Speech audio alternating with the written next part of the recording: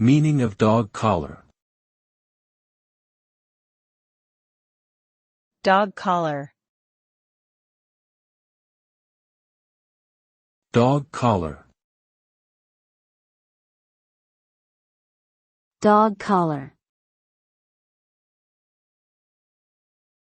Dog collar.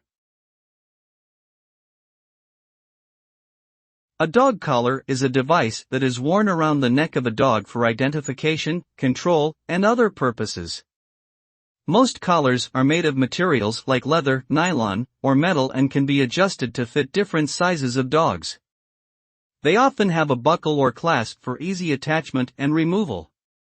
Some collars may also have additional features such as reflective strips for better visibility at night, or devices that emit an unpleasant sound or vibration to discourage unwanted behavior. Overall, a dog collar is an important tool for pet owners to ensure the safety and well-being of their furry companions.